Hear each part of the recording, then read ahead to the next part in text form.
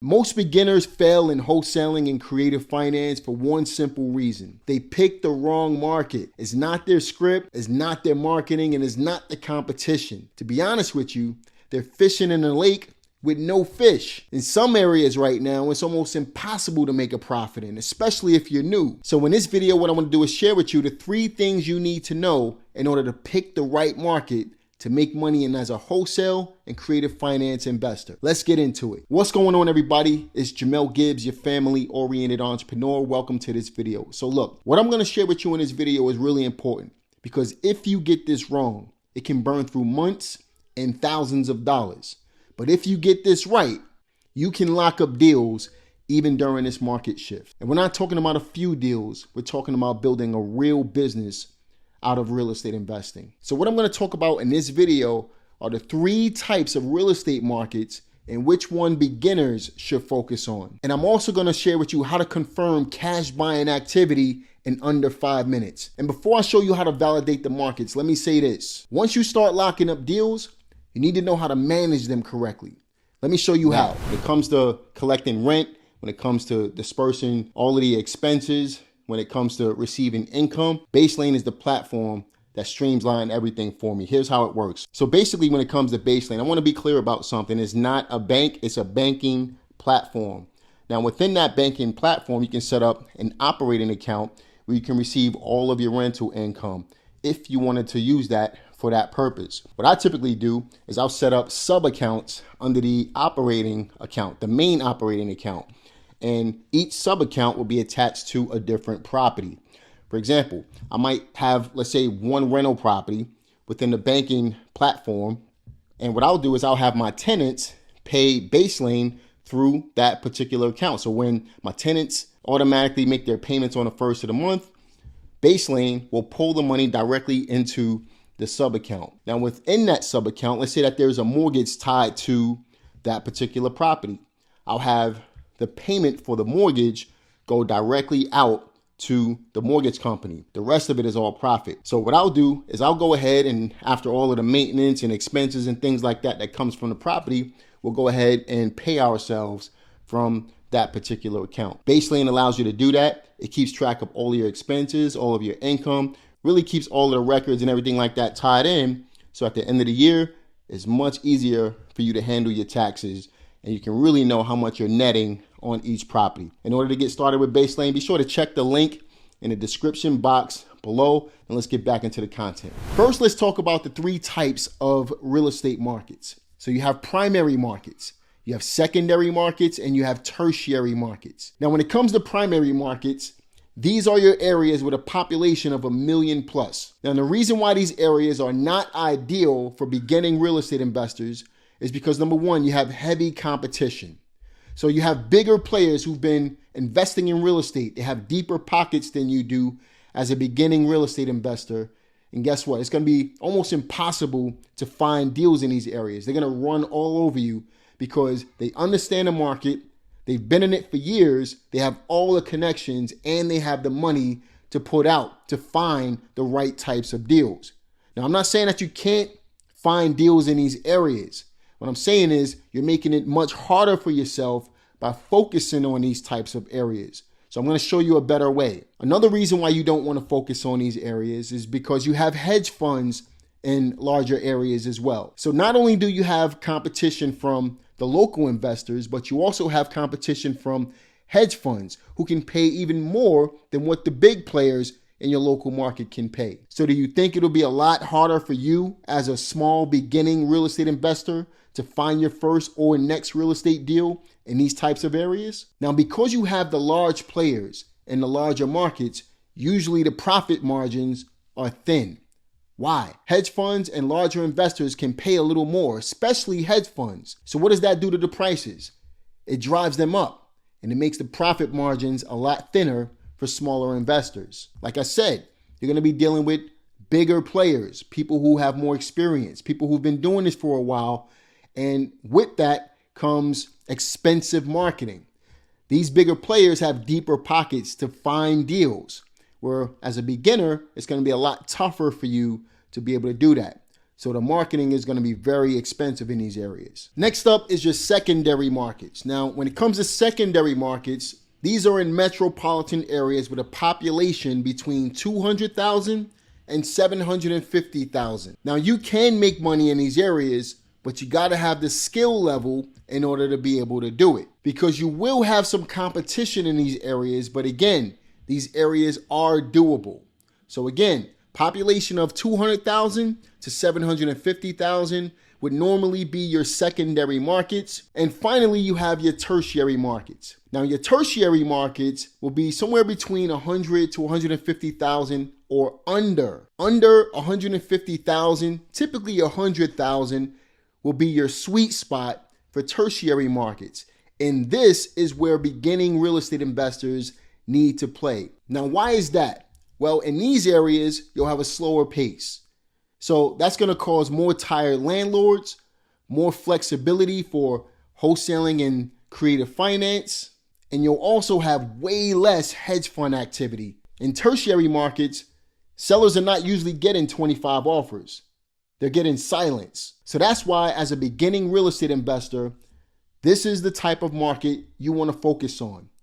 Now, in addition to that, you can do this whether you're a local investor or a virtual investor. So this can be done nationwide. You can find little pockets that meet this tertiary market criteria and really scale your real estate business from there. Now, another thing to keep in mind when it comes to these tertiary markets is the median price point, the average price point of homes in those areas. You don't want to wholesale in areas where there's really no upside for the person that you're wholesaling to. For example, if I look into a market where homes are selling for $50,000, but a house needs $50,000 in work, there's no upside for the person I'm selling to. So there's no profit margin, which makes it really difficult for me as a wholesaler to be able to sell that property. Versus if I look into a market where homes are going for $200,000 and I'm able to pick up a property for $75,000 that needs some work, maybe $50,000 in work,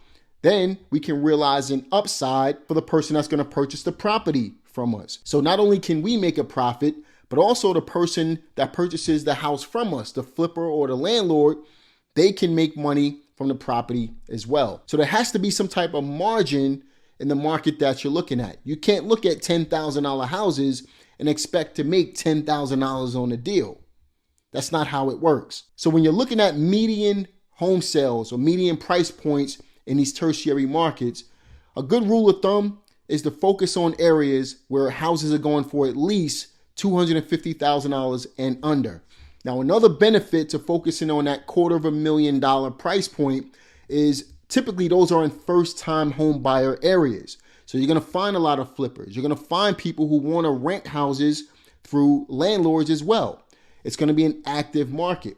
And when you have houses that are $250,000, they're much more affordable for first-time home buyers in today's market. So you're going to have a lot of activity, a lot of buying activity in these areas. So one thing to keep in mind is expensive markets shrink your buying pool. Affordable markets expand your buying pool. And obviously, the more buyers in the market, the better the market conditions are going to be, the easier it is for you to make money as a real estate investor. So how do you go out and actually find these markets?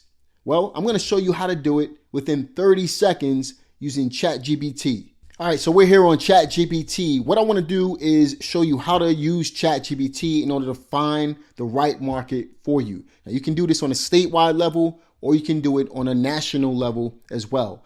As a beginner, I recommend you do it on a statewide level, focus on your local area, and then branch out as you grow as a real estate investor. So what I'm going to do is type in the prompt that you need in order to be able to find those tertiary markets within the right price points and everything like that in your market so that you can get started immediately. So basically the prompt says, I'm a wholesaler and creative finance investor located in North Carolina. That's where I'm located right now. I am looking to invest in tertiary markets in the state. Find me tertiary markets with a population that is under 100,000 people in the metro area or city. Also, please make sure that the median home prices in the area are $250,000 and under, and verify that there's some cash buying activity in these areas. I am looking for the top 5 areas right now. I'm just going to click on search. And one thing that you want to keep in mind when it comes to ChatGPT is it's an aggregator. So what it's doing is pulling data from multiple sites all over the internet, all different types of software and things like that. It's pulling from everywhere to find the data that you need, that you ask for, in order to be able to provide you with the right information. And as you can see, ChatGPT provided me with the top 5 North Carolina tertiary cities to focus on right now based on the criteria that I asked it to pull. So it said Goldsboro, North Carolina, which has a population of 34,000. Median home price is $224,000. It's telling you why it fits. It's under $250,000 in price point, steady sale velocity, and also the days on market shown on Redfin is where it pulled this information from. Now, Rocky Mount is another area. It's telling me Wilson, North Carolina, Jacksonville, North Carolina, and Albemarle. And now you know how to go out there and find a profitable market within the next few minutes in order to start your wholesaling or creative finance business. This is an absolute game changer for anybody just getting started in real estate. And no, the market does not need to be local to where you are. In fact, you may live in the wrong market for you to get started in. But there's other markets surrounding your area, tertiary markets to your area that will allow you to make money in real estate way faster than if you were to focus on your local area. Think about it this way. You can have 2 investors, same budget, same skill sets, same everything, but you can place one in the wrong market and one in the right market. The one in the right market is going to make money way faster than the one in the wrong market. Why? Because in real estate, it's all about location, location, location. And once you understand how to find the right location, which now you do, it's going to change the game for you. The last thing you need to do is find cash buying activity in the market, especially as a wholesaler. If you're looking to wholesale real estate, you want to make sure that there's some activity, a significant amount of activity in the area, because you can go into the area, find a seller, and it'll be really hard to find buyers. You don't want to do that.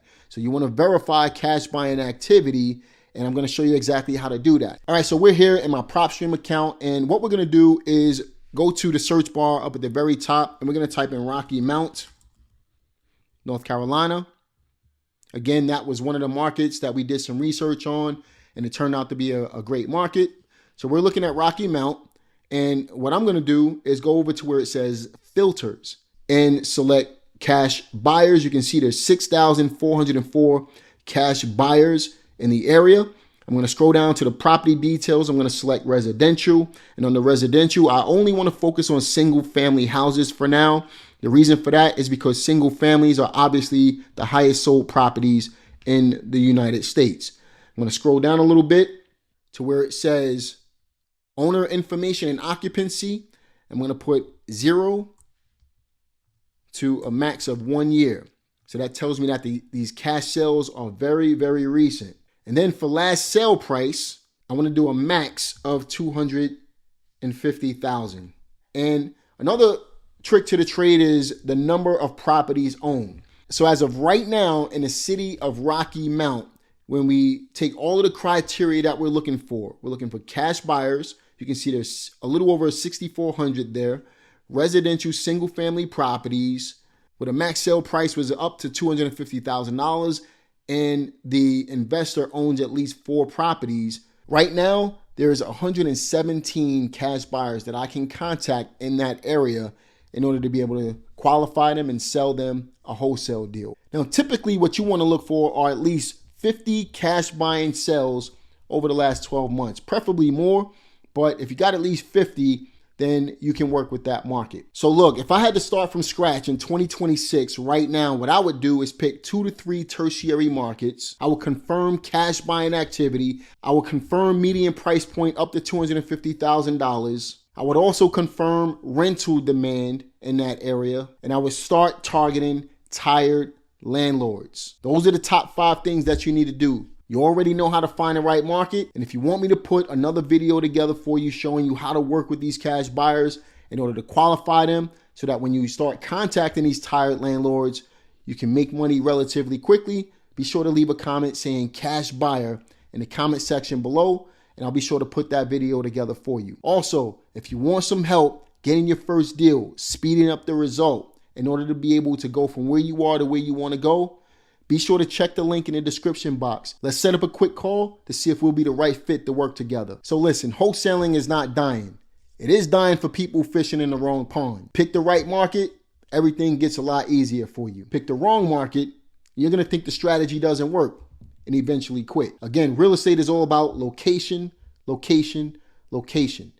When you pick the right area, you'll make the right kind of money that you're looking for to go from where you are to where you want to go in this business. So I hope you enjoyed this video. Be sure to like it, subscribe, click the notification bell. Again, let's see if we can work together. Click the link in the description box. Let's set up a 20-minute conversation to see if we'll be the right fit to work together. See if we can help you catapult your success relatively quickly as a wholesale real estate investor or creative finance investor. I'll see you on the next one. Take care.